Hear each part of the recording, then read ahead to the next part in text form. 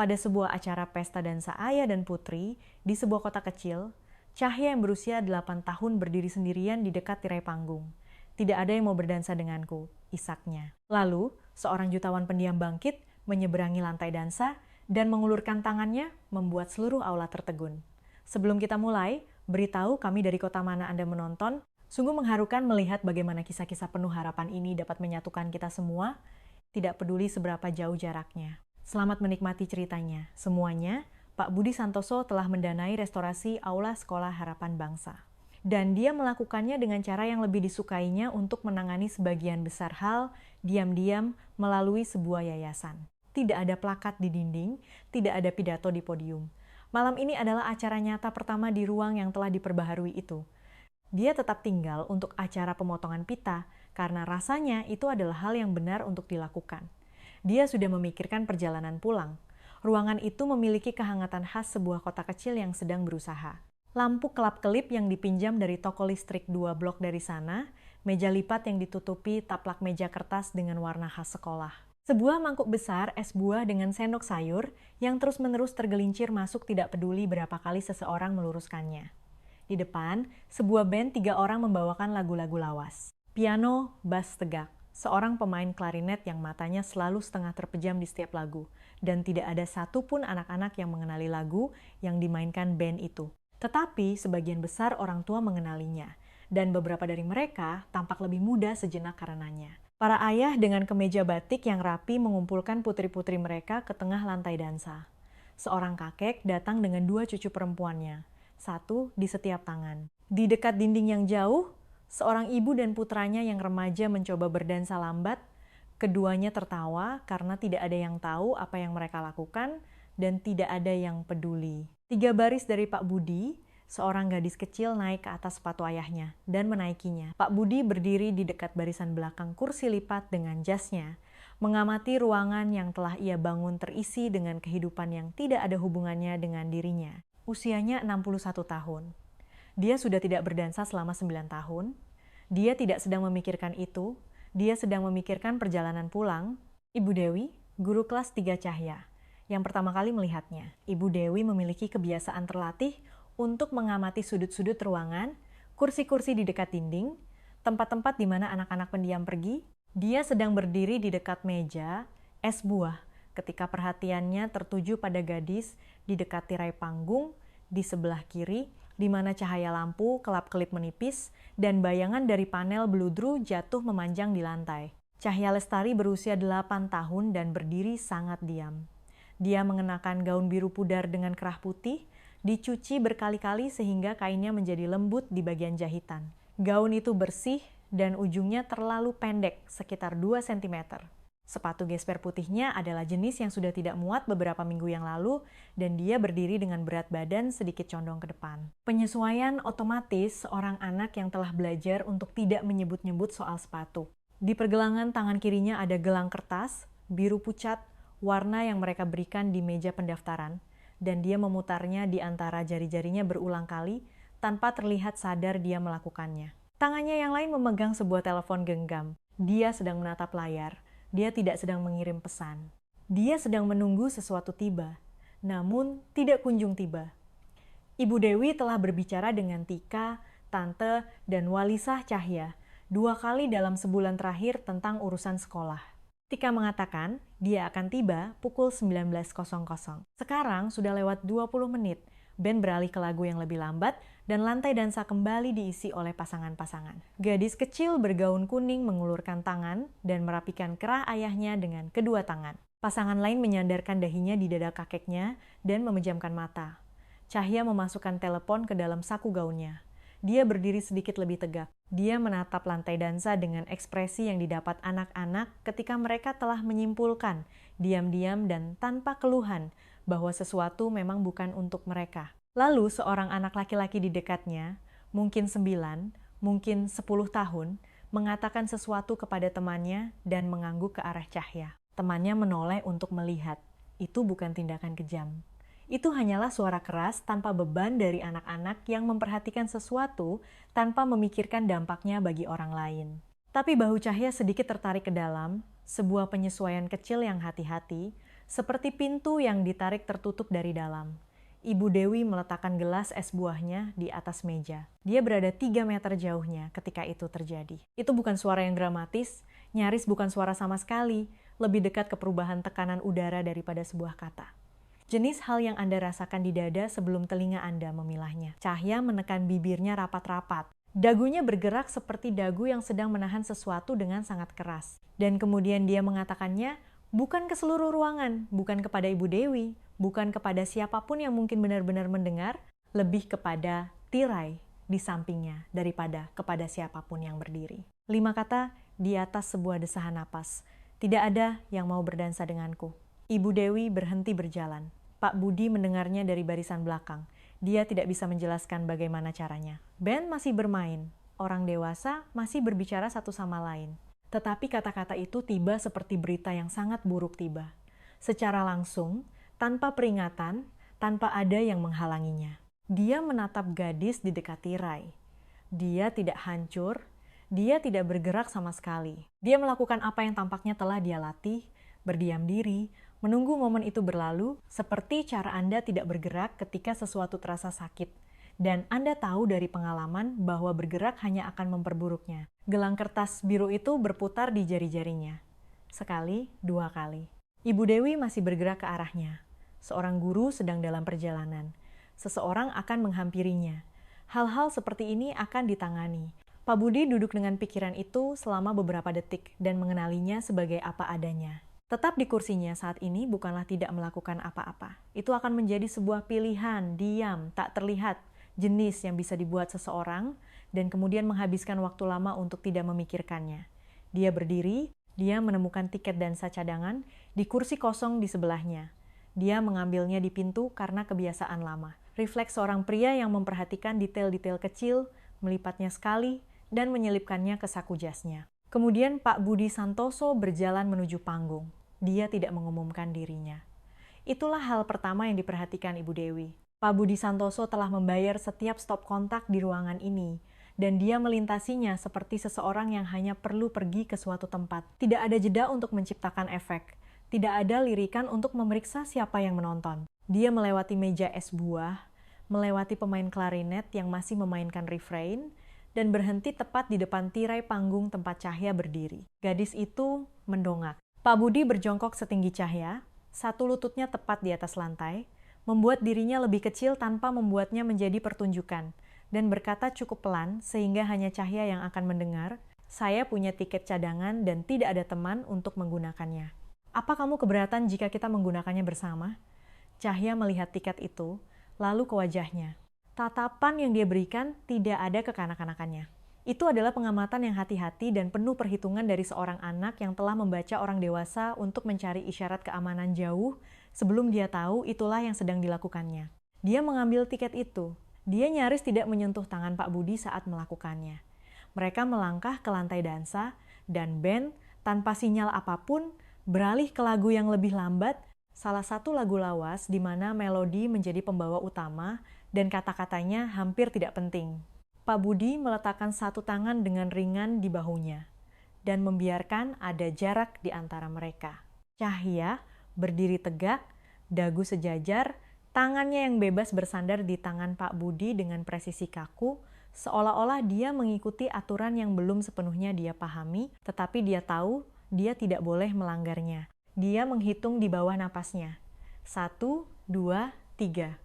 1, 2. Bibirnya bergerak membentuk kata-kata dengan hati-hati. Tangannya yang lain, yang memakai gelang kertas biru, perlahan-lahan menggenggamnya sampai kertas itu mulai berkerut di bawah cengkeramannya. Pak Budi memperhatikan. Dia tidak melihat ke bawah. Dia menjaga matanya sedikit melewati bahu Cahya dan menyamai langkahnya, langkah demi langkah. Di sekitar mereka, ruangan menjadi sunyi sejenak. Seperti ruangan yang menjadi sunyi ketika sesuatu yang tak terduga ternyata menjadi hal yang baik. Kemudian percakapan lain kembali dimulai. Sudut demi sudut dan kakek dengan 2 cucunya berputar melewati mereka dalam putaran lambat. Dan momen itu melipat dirinya kembali ke dalam malam yang lebih besar. Pada saat lagu berakhir, tidak ada yang terlalu memperhatikan. Cahya melangkah mundur. "Terima kasih," katanya. "Terima kasih kembali," kata Pak Budi. Itu hampir membuatnya tersenyum. Senyum itu datang dan pergi begitu cepat sehingga Pak Budi tidak bisa memastikannya. Dia mengarahkan mereka ke arah Ibu Dewi yang berdiri di dekat meja minuman dengan sikap santai seseorang yang telah mengamati ruangan dengan cermat sambil tampak tidak memperhatikan apa-apa. Pak Budi membuat beberapa menit berikutnya sederhana. Segelas es buah yang diterima Cahya dengan kedua tangan, sekotak susu coklat dari pendingin kecil di ujung meja, diletakkan di depannya tanpa komentar. Dia menarik 2 kursi dekat tempat Ibu Dewi berdiri dan duduk di salah satunya. Cahya duduk di kursi lainnya dengan ransel di pangkuannya, tulang punggungnya tidak cukup menyentuh sandaran kursi. Postur seseorang yang siap untuk berdiri dengan cepat jika situasi memerlukannya. Setelah beberapa saat, ketika Ibu Dewi telah beralih ke orang tua lain dan percakapan melayang, Cahya meraih keranjang kue kering di atas meja. Dia melihat kue di tangannya selama setengah detik. Kemudian dia menyelipkannya ke dalam saku depan ranselnya. Pak Budi sedang melihat ke arah yang sedikit berbeda ketika Cahya melakukannya. Dia tetap seperti itu. Pukul 20.30, dia bertanya pelan kepada Ibu Dewi, apakah sudah ada kabar tentang penjemputan. Ibu Dewi melakukan panggilan pertama di meja itu dan kemudian menjauh. Cahya berkata, tantenya mungkin hanya terlambat. Dia kadang-kadang sibuk. Dan kalimat itu keluar dengan penyampaian yang datar dan halus seperti sesuatu yang telah dilatih. Pak Budi berkata mereka akan menunggu. Mereka menunggu pukul 21.00, ruangan itu sebagian besar sudah kosong. Ben sedang mengemasi peralatan mereka. Lampu kelap-kelip diturunkan bagian demi bagian dari dinding yang jauh sampai hanya setengah di dekat pintu yang masih menyala. Ibu Dewi melakukan 2 panggilan lagi, nomor kedua dari kartu darurat Cahya, lalu panggilan ketiga yang berdering ke sinyal 3 nada terputus. Dia kembali, duduk di samping Cahya, dan memberitahunya bahwa dia akan mengantarnya pulang. Cahya tidak membantah. Dia menutup resleting ranselnya, mengenakan jaketnya, dan mengucapkan selamat malam kepada Pak Budi dengan cara yang sama seperti dia mengatakan semua hal lain malam itu. Sopan, benar, tanpa memberikan sesuatu yang ekstra. Pak Budi mengucapkan selamat malam dan melihat mereka pergi. Dia meletakkan kursinya kembali ke barisan kursi lain di sepanjang dinding dan berdiri sejenak di ruangan yang setengah terang. Tiket yang terlipat itu masih di saku jasnya. Dia membiarkannya di sana dan berjalan ke mobilnya. Dia bermaksud langsung pulang. Dia keluar dari parkiran sekolah dan kemudian mengemudi cukup lambat, sehingga saya dan Ibu Dewi, 2 blok di depan, tetap dalam jangkauan lampu depannya. Hanya memastikan, katanya pada diri sendiri. Pukul 21.00, anak seusia itu, siapapun yang wajar akan memastikan. Ibu Dewi berbelok ke Jalan Merpati dan berhenti di depan sebuah rumah 2 lantai dengan lampu teras kuning. Pak Budi menepi ke pinggir jalan setengah blok di belakang dan hanya menyalakan lampu parkirnya. Hati-hati agar tidak mengganggu momen itu atau membuat Cahya merasa diawasi. Dia berkata pada dirinya sendiri bahwa dia ada di sana hanya untuk satu alasan, untuk memastikan seorang gadis kecil mencapai pintu yang terkunci dengan aman. Ibu Dewi mengantar Cahya ke pintu. Pintu itu terbuka. Tante Tika keluar, tidak dramatis, tidak meninggikan suaranya, tetapi sesuatu dalam diri Cahya berubah begitu dia melihatnya. Bahunya, cara dia menarik diri, semuanya dalam satu tarikan napas. Kemudian suara Tika terdengar dari teras. Tidak keras, tetapi terbawa dalam keheningan jalan. Kamu tahu, kamu membuat orang-orang menatap karena berdiri di sana seperti itu. Cahya mengatakan sesuatu yang tidak sampai ke pinggir jalan. Pintu tertutup. Ibu Dewi berdiri di tangga teras beberapa detik, kemudian dia berjalan kembali ke mobilnya dan duduk tanpa menyalakan mesin. Pak Budi bisa melihat siluetnya melalui kaca depan. Diam. Dia mengerti, Tika sudah di rumah. Cahya ada di dalam. Berdasarkan apa yang mereka saksikan, pada Kamis malam, pukul 21.15 tidak, ada yang diizinkan oleh hukum untuk dilakukan siapapun saat ini. Sebelum dia menyalakan kembali lampu depannya, matanya beralih ke kotak surat di ujung jalan depan. Tutupnya sedikit terangkat, seperti tutup kotak surat ketika ada sesuatu yang tebal belum diambil. Sebuah amplop bisnis panjang, jenis resmi, dengan stempel pemerintah daerah tercetak di sudut kiri atas. Dan di sepanjang tepi yang terbuka, di bawah secercah cahaya kuning teras, sebuah nama, bukan nama Tika, nama Cahya. Pak Budi melihat itu untuk waktu yang lama. Kemudian dia menyalakan lampu depannya dan pulang. Tarian itu hanya berlangsung 1 lagu. Hanya itu yang telah berubah. Minggu setelah pesta dansa, Ibu Dewi mulai mengamati dengan cara yang berbeda. Dia telah menjadi guru Cahya sejak bulan Juli. Tahu gadis itu pendiam, duduk di dekat bagian belakang ruangan di mana dia bisa melihat pintu, menyerahkan pekerjaan rumah tepat waktu, dan menyendiri saat istirahat tanpa terlihat keberatan. Ini terbaca sebagai fakta biasa tentang seorang anak yang pendiam. Sekarang Ibu Dewi mengaturnya dalam urutan yang berbeda dan melihat apa artinya. Senin pagi, Cahya datang dengan bergerak lambat. Cara seseorang bergerak ketika mereka tidak cukup tidur dan berkonsentrasi untuk tidak menunjukkannya. Dagunya terkulai 2 kali saat membaca dalam hati sebelum dia sadar dan menegakkan tubuh. Ketika Ibu Dewi bertanya, bagaimana akhir pekannya? Cahya berkata baik-baik saja dan melihat ke mejanya. Saat makan siang pada hari Selasa, dia makan rotinya dengan cepat dan menyelipkan apelnya ke dalam saku jaketnya. Seorang pengawas makan siang mengingatkannya bahwa makanan harus tetap di kantin. Cahya berkata, maaf sebelum wanita itu menyelesaikan kalimatnya secara refleks. Cara beberapa anak telah belajar bahwa kata itu adalah jalan keluar yang lebih cepat daripada penjelasan apapun. Hari Rabu, Ibu Dewi menemukannya di ruang UKS unit kesehatan sekolah pada jam pelajaran ketiga. Ibu Ida Woyang telah bekerja di ruang Oyam Bati, Oyam telah tahu Oyam 14 tahun dan menyimpan sekotak kaos kaki cadangan yang tidak serasi di laci bawah untuk anak-anak yang datang dengan kaki basah, sedang berjongkok dengan kotak P3K. Lecet di tumit kiri Cahya tampak mentah dan lebar, terkelupas oleh sepatu gesper putih yang dia kenakan ke pesta dansa dan setiap hari sejak itu. Ibu Ida telah menandai luka yang lebih kecil di tempat yang sama 3 minggu sebelumnya. Dia telah menyebutkannya kepada Cahya saat itu. Cahya mengatakan sepatunya masih baik-baik saja. Malam itu, Ibu Dewi melakukan apa yang seharusnya dia lakukan terlebih dahulu. Dia mencatat lecet itu, berbicara dengan Ibu Ida, dan meninggalkan catatan untuk konselor sekolah sebelum dia menelepon siapapun di luar gedung.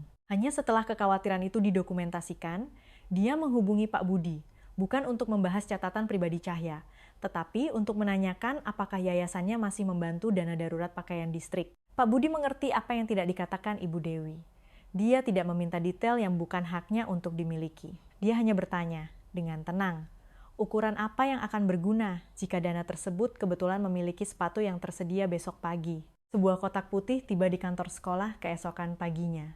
Sepatu kets biru tua dengan tali velcro. Ibu Dewi pernah menyebutkan secara sambil lalu bahwa tali sepatu Cahya sering terlepas, dan dia selalu berhenti untuk memperbaikinya sendiri dengan cepat sebelum ada yang memperhatikan, seolah-olah itu adalah semacam kegagalan. Pak Budi rupanya telah menyimpan detail itu.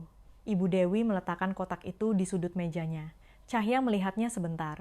Apakah itu untukku? Benar. Dia mengangkat tutupnya, menyentuh lidah salah satu sepatu kets, lalu menarik tangannya kembali seolah-olah bahannya lebih hangat dari yang diperkirakan. Aku tidak bisa menerimanya. Kenapa? Dia memikirkannya. Hal-hal baru membuat orang dewasa marah. Ibu Dewi meninggalkan kotak itu di tempatnya. Kotak itu masih ada di sana, di penghujung hari. Tutupnya masih terbuka. Satu sepatu kets sedikit tergeser di tempat Cahya menyentuhnya. Apa yang disatukan oleh Ibu Dewi dan Ibu Ida selama hari-hari berikutnya bukanlah sesuatu yang dramatis. Itu adalah jenis bukti yang tidak mengumumkan dirinya sendiri. Cukup kecil sehingga setiap bagian bisa diabaikan. Hanya terasa berat ketika Anda melihat semuanya sekaligus dan membiarkan diri Anda menjumlahkannya. Cahya lelah hampir setiap hari Senin karena akhir pekan berarti mengawasi anak-anak pacar Tika yang lebih muda sementara Tika pergi mengurus keperluan. Cahya tidak menyebut ini tidak adil. Dia menyebutnya membantu. Dia menyebut sebagian besar hal membantu atau baik-baik saja atau bukan masalah. Dia meminta maaf sebelum meminta apapun, sebuah pensil, izin ke kamar mandi, 5 menit lagi untuk kuis. Maaf. Bolehkah saya? Maaf. Apakah tidak apa-apa jika? Maaf. Saya hanya ingin bertanya. Permintaan maaf selalu datang lebih dulu, seperti ongkos yang sudah biasa dia bayar. 2 kali. Ketika Ibu Dewi menyebutkan bahwa seorang wali murid mungkin akan menelepon sekolah untuk menindaklanjuti sesuatu, Cahya menjadi diam dengan cara tertentu, tidak persis takut, tetapi waspada. Cara Anda diam ketika Anda telah belajar bahwa jenis kebisingan tertentu datang dengan harga. Suatu sore, ketika kelas sedang pelajaran seni, Ibu Dewi duduk bersama Cahya dan dengan lembut membahas tentang pesta dansa. Cahya membicarakannya dengan nada datar yang hati-hati dari seseorang yang telah memikirkan kenangan itu berulang kali sendirian. Dia bilang dia pikir tantenya akan datang, lalu dia meminta maaf karena menangis. Kamu tidak perlu meminta maaf untuk apapun, kata Ibu Dewi. Cahya mengangguk seperti anak-anak mengangguk ketika mereka pernah mendengar sesuatu yang baik sebelumnya dan mengarsipkannya di bawah hal-hal yang mungkin tidak benar secara permanen. Setelah jeda, dia berkata ibunya dulu suka pesta dansa itu. Kata ibunya, dipilih berarti seseorang melihatmu. Ibu Dewi menanyakan nama ibunya, Sari. Dia menatap meja. Dia wangi seperti sabun ungu dari toko serba ada. Yang botolnya oval.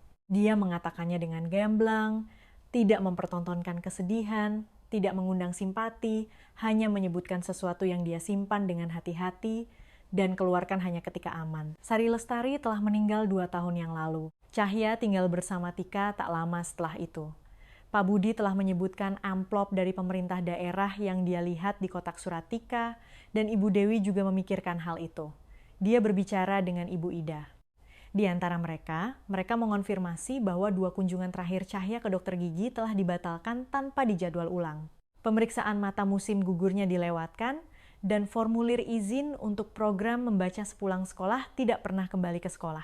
Senin berikutnya, Tika menelepon kantor, suaranya datar seperti seseorang yang menyampaikan keputusan yang sudah dibuat, bukan membuka percakapan. Dia sedang mempertimbangkan untuk memindahkan Cahya ke SD Tunas Jaya, lebih dekat, katanya lebih nyaman. Ibu Dewi mencatat pesan itu, mengatakan dia akan menyampaikannya, dan meletakkan pulpennya di atas meja. Sore itu, dia berjalan ke kantor konselor sekolah dan mengajukan laporan kekhawatiran resmi kepada koordinator kesejahteraan siswa. Cahya ada di lokernya ketika Ibu Dewi melewatinya di lorong 20 menit kemudian. Gelang kertas biru dari pesta dansa itu sekarang melingkar di salah satu tali ranselnya, usang di tempat yang bisa dia lihat. Dia telah membawanya di saku jaketnya sejak malam pesta dansa. Sekarang benda itu ada di luar di mana cahaya menerpanya. Ibu Dewi memperhatikan. Dia terus berjalan.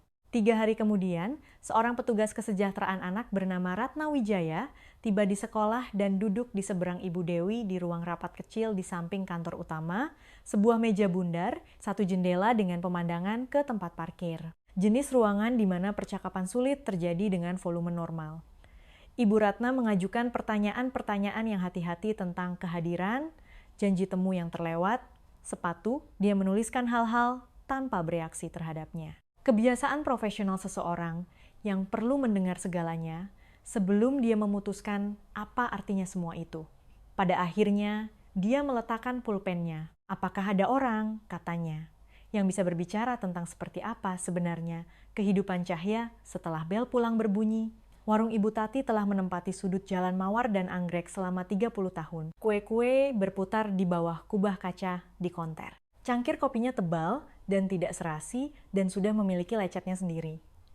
Ibu Tati, sang pemilik, memakai kacamata bacanya di rantai manik-manik, mengisi ulang kopi tanpa diminta, dan telah mengetahui nama setiap guru di SD Harapan Bangsa sejak sekitar tahun 1997.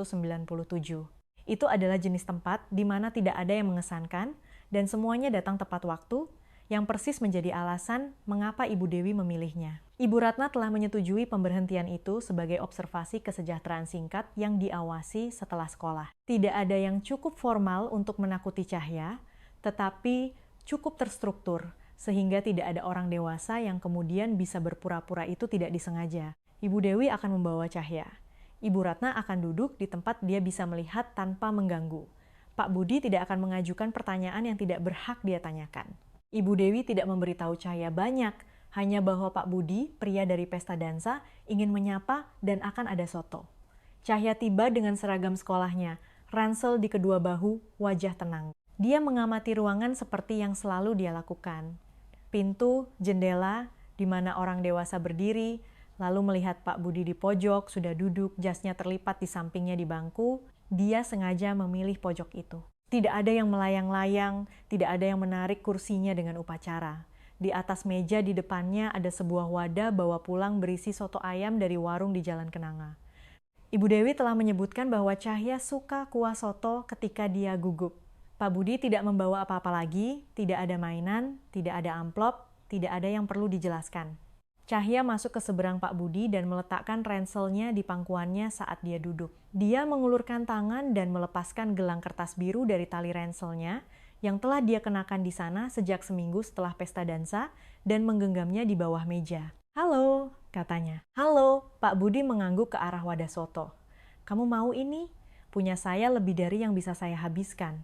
Cahya melihatnya. Boleh. Ibu Tati meletakkan mangkuk di depannya tanpa komentar, mengisi ulang kopi Pak Budi, dan melanjutkan. Cahya mengambil sendoknya dan memegangnya tanpa makan. Mereka berbicara sebentar tentang hal-hal yang tidak penting, sekolah, apakah matematika, atau membaca lebih sulit. Cahya bilang membaca, lalu meragukan dirinya sendiri dan berkata, matematika lebih berguna dalam jangka panjang. Pak Budi bilang dia juga selalu lebih jago matematika, yang memang benar, dan tidak ditawarkan untuk setuju dengannya. Cahya tetap meliriknya, memeriksa. Dia sopan, kalimat lengkap, ucapan terima kasih di saat yang tepat, tetapi punggungnya tidak menyentuh sandaran, dan tangannya yang bebas tetap di bawah meja. Dan setelah beberapa menit, tepi gelang kertas itu telah menekan garis merah samar di pangkal jari-jarinya. Pak Budi meraih saku jasnya, dan meletakkan tiket dansa cadangan di atas meja di antara mereka, masih terlipat sekali, lipatan yang sama dari malam di aula. Cahya melihatnya. Bapak masih menyimpannya? Rasanya tidak pantas untuk membuangnya. Dia tidak menyentuhnya, tetapi sesuatu dalam posturnya sedikit rileks, bukan ke arah Pak Budi, tidak juga, hanya sedikit menjauh dari kekosongan hati-hati yang dia bawa saat masuk. Orang dewasa hanya baik ketika orang lain menonton, katanya. Bukan kepadaku. Cara seorang anak mengatakan sesuatu yang telah dia uji cukup sering untuk merasa percaya diri. Pak Budi tidak mengoreksinya, dia membiarkannya. Itu benar untukmu, katanya. Cahya menatapnya saat itu, benar-benar menatap.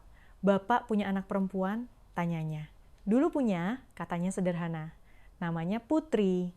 Cahya menerima itu seperti anak-anak menerima fakta keras, langsung, tanpa memalingkan muka darinya.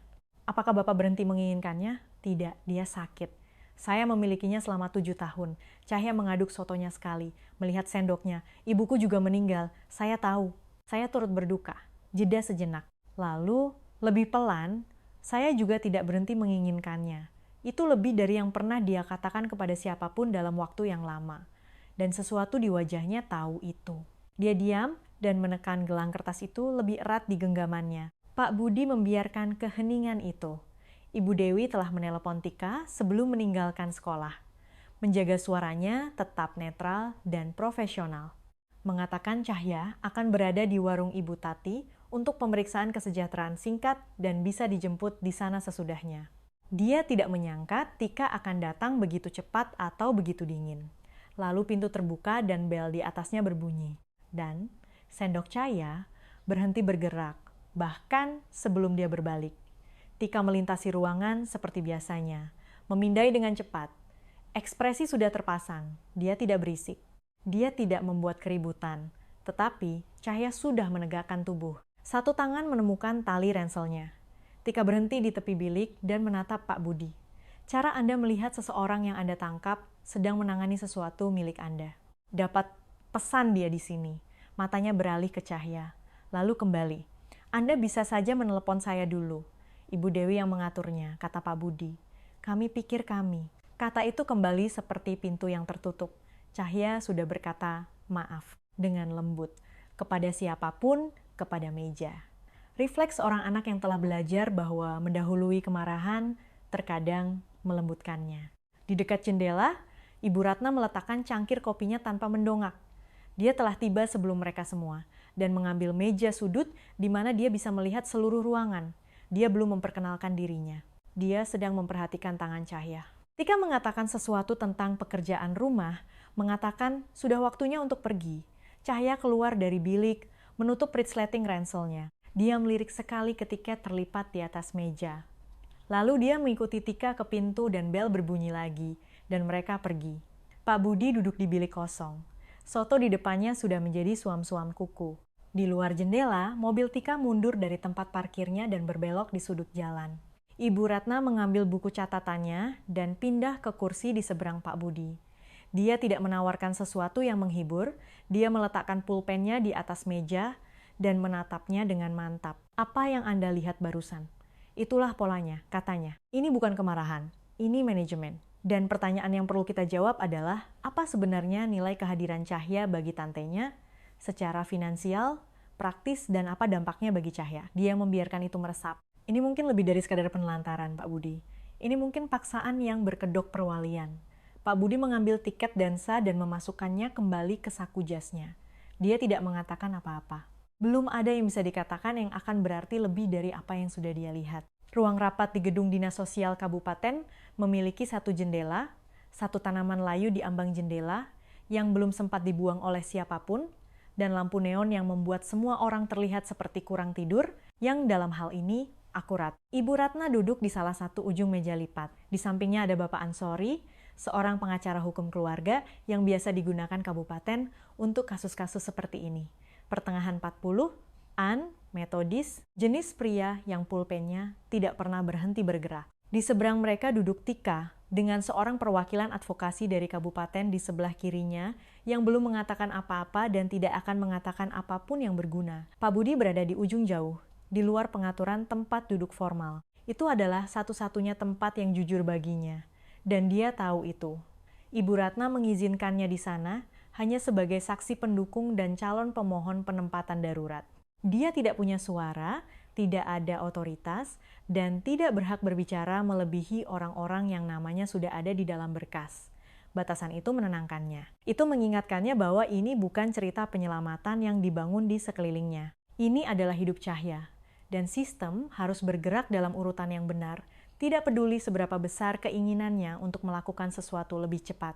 Ibu Ratna dan Bapak Ansori telah menghabiskan 10 hari memeriksa catatan kertas perwalian Cahya. Apa yang mereka temukan bukanlah satu pelanggaran yang jelas. Itu adalah sebuah pola, jenis yang mengharuskan Anda meletakkan setiap dokumen secara berdampingan dan melihat bentuk keseluruhannya sebelum bentuk itu menjadi tak terbantahkan.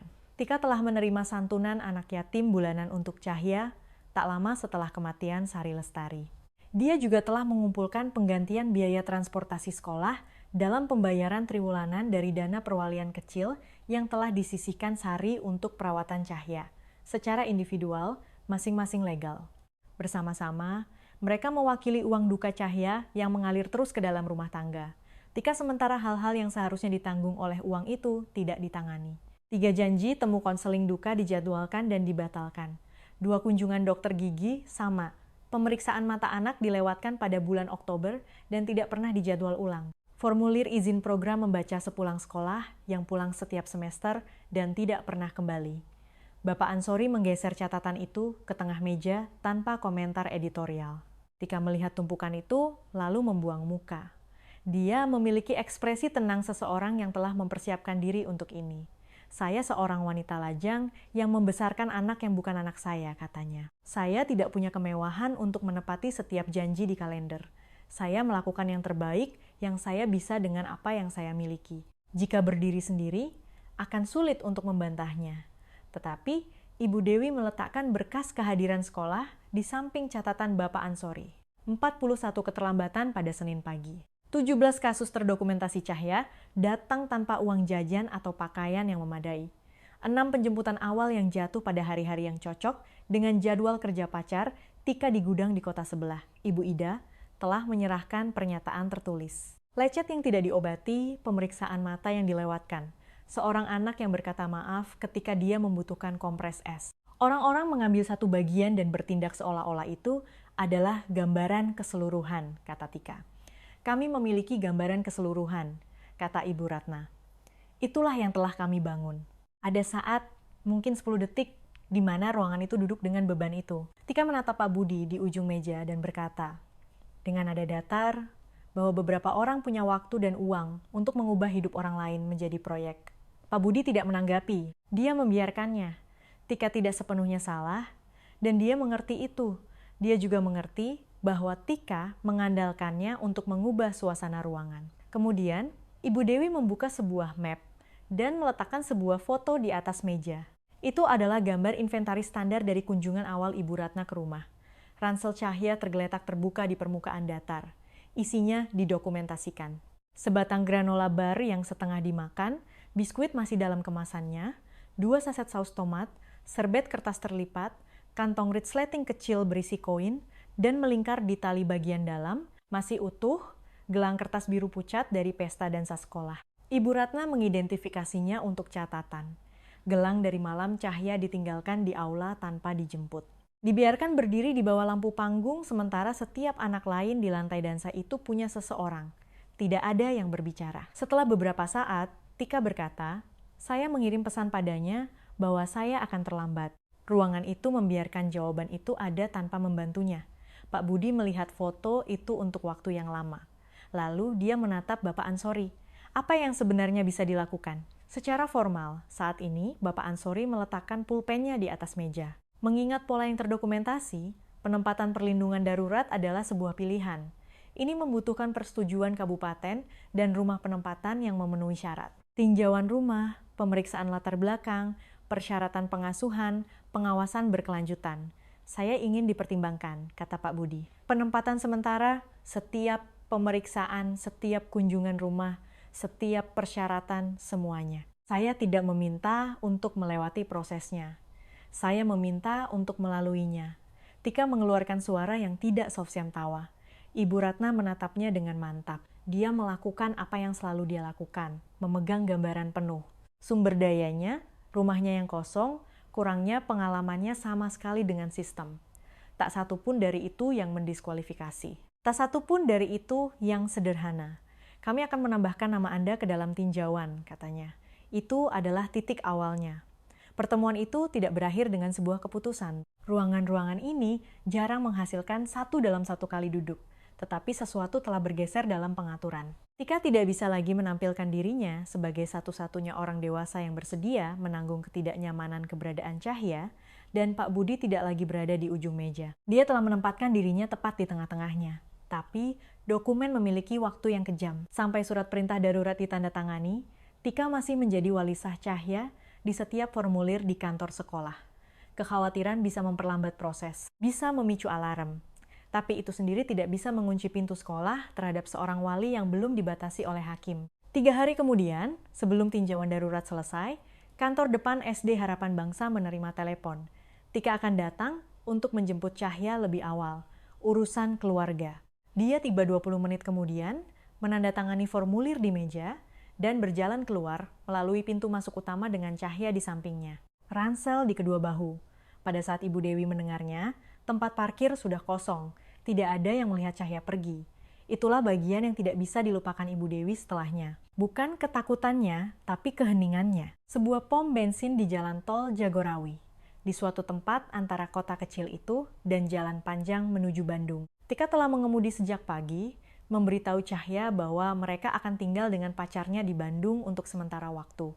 Bahwa dia mungkin harus pindah sekolah, membantu di sekitar rumah. Cahya duduk di kursi belakang dengan ransel di pangkuannya dan tidak berkata apa-apa. Ketika Tika menepi untuk mengisi bensin dan masuk untuk membayar, Cahya membuka pintu mobil, melangkah keluar, dan terus berjalan. Ransel terpasang, sepatu terikat, tidak berlari.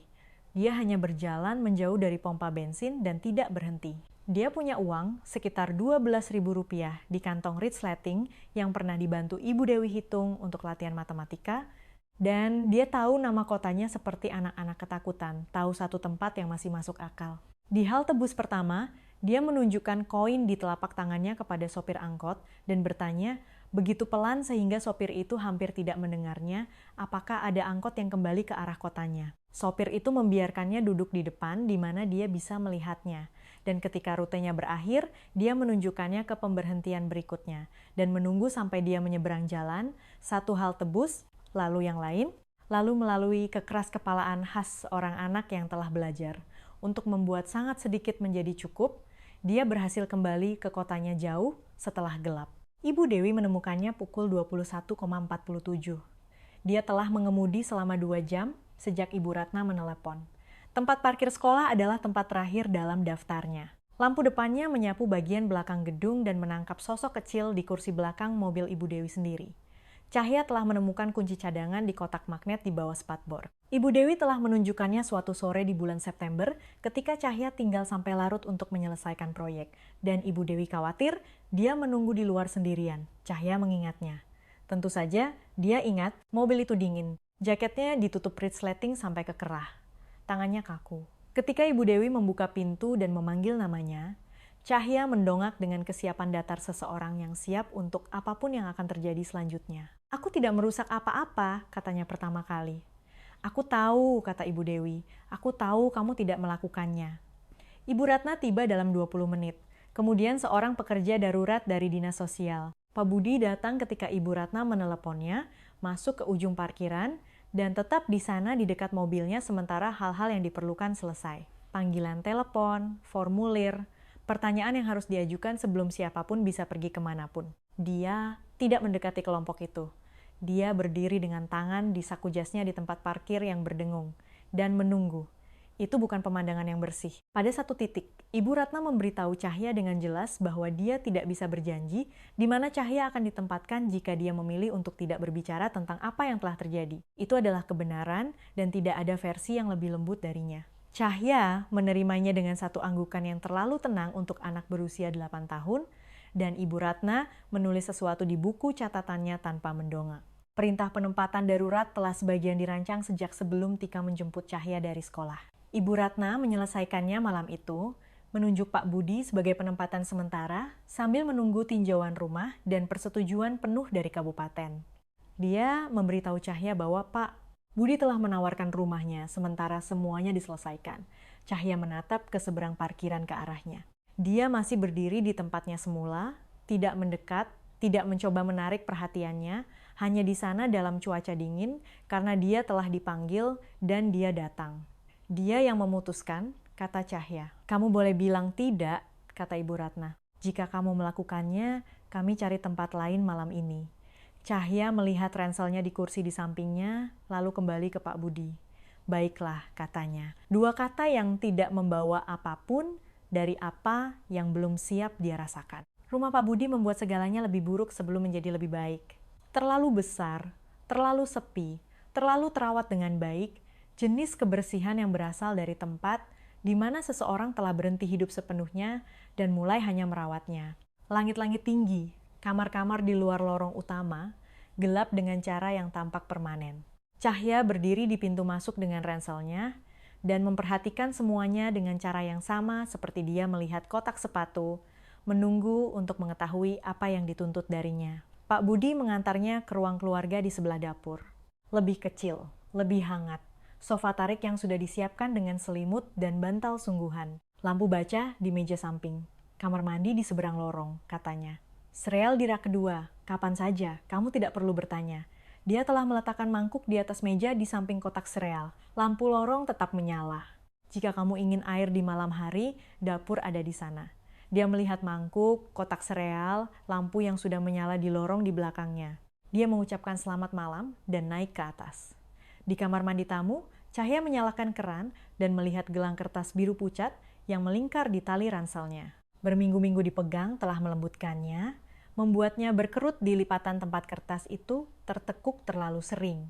Dia mencoba melepaskan simpulnya. Kertas itu robek, putus bersih, 2 potong di telapak tangannya. Dia berdiri di sana sejenak.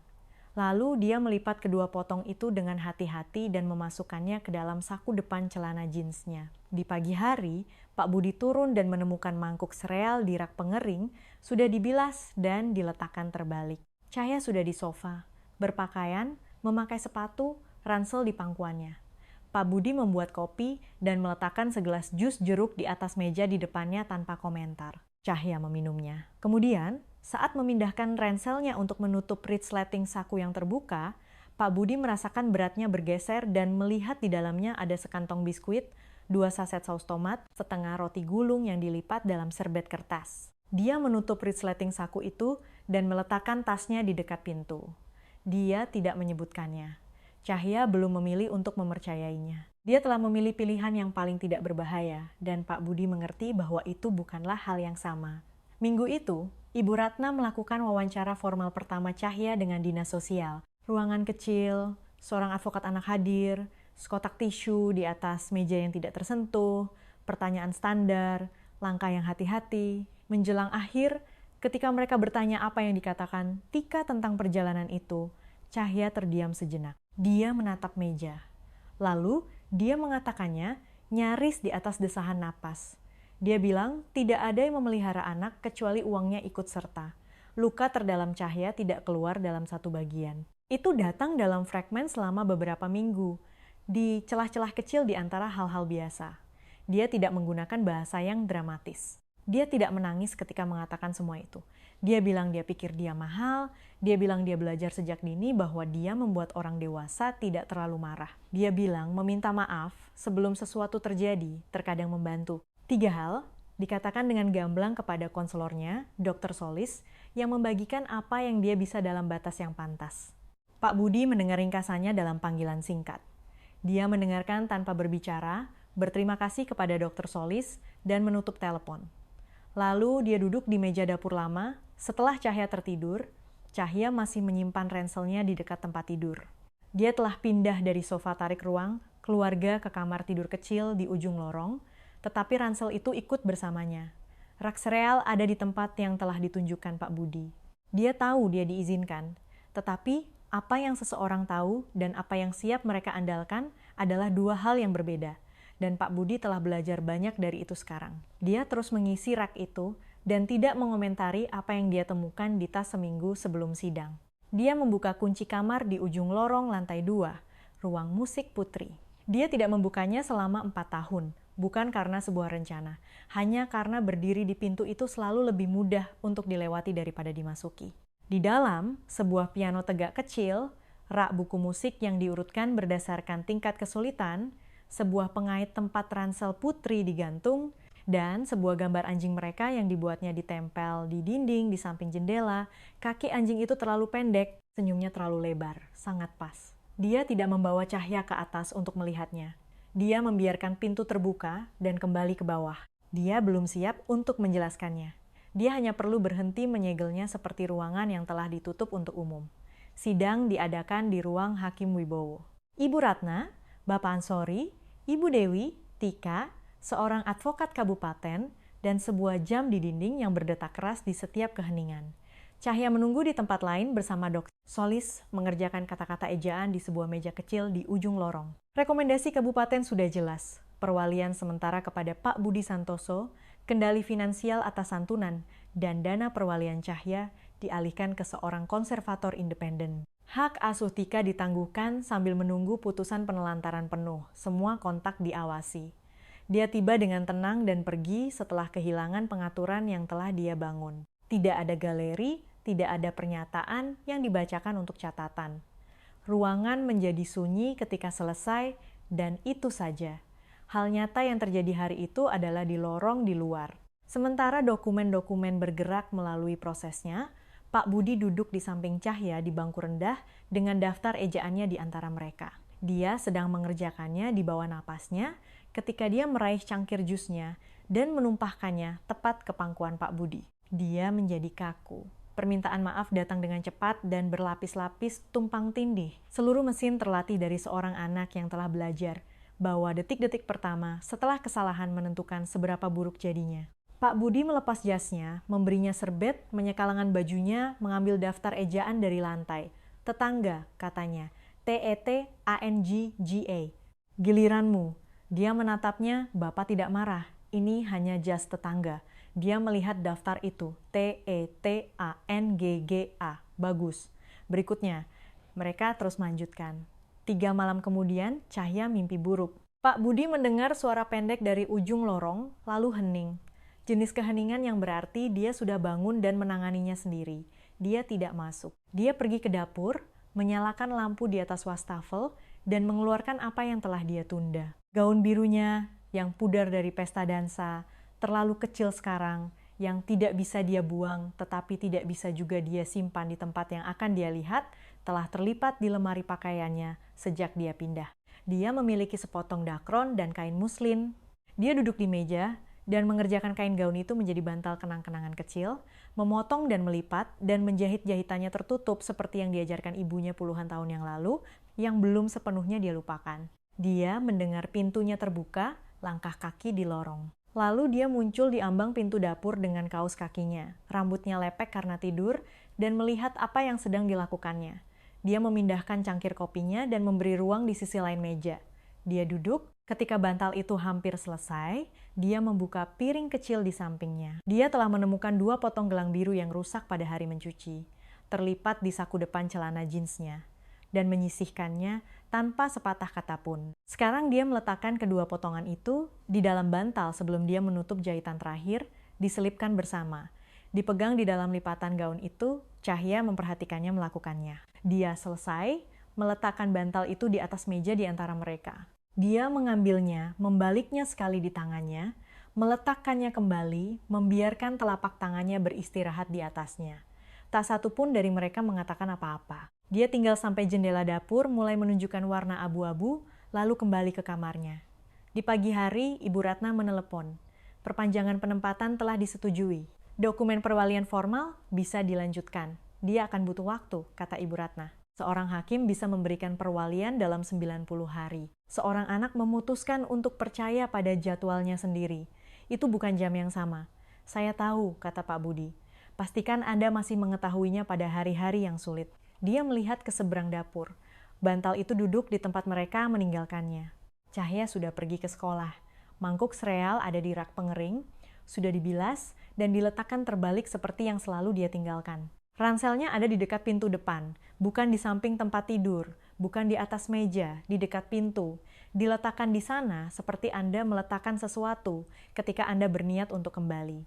12 bulan bukanlah waktu yang singkat. Dalam 12 bulan antara pesta dansa pertama dan yang ini, ada janji temu konseling setiap 2 minggu sekali pada hari Rabu, yang sebagian besar dihadiri Cahya tanpa insiden, dan 2 diantaranya dia tolak sepenuhnya, duduk di mobil Pak Budi di tempat parkir dengan tangan terlipat sampai Pak Budi menyalakan mesin dan membawa mereka makan es krim sebagai gantinya. Dokter Solis bilang itu tidak apa-apa. Terkadang, katanya, penolakan itu adalah bagian dari prosesnya. Ada dokumen adopsi yang bergerak dengan kecepatan dokumen bergerak.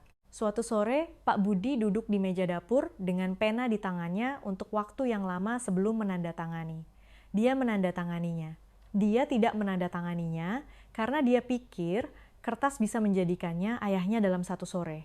Dia menandatanganinya karena Cahya pantas mendapatkan orang dewasa yang namanya akan tetap ada ketika formulir menjadi sulit, ketika kenangan kembali, ketika kepercayaan menghilang selama sehari, dan harus dibangun lagi dari sarapan, pekerjaan rumah, dan lampu yang dibiarkan menyala di lorong. Ada virus perut di bulan Februari. Beberapa malam di musim dingin pertama itu, Cahya memeriksa kunci pintu sebelum tidur. Pintu depan, pintu belakang, pintu geser ke teras, dan Pak Budi membiarkan lampu kecil menyala di lorong depan tanpa diminta. Karena beberapa hal lebih mudah diatasi dengan cahaya daripada dengan percakapan. Dia lupa beberapa hal.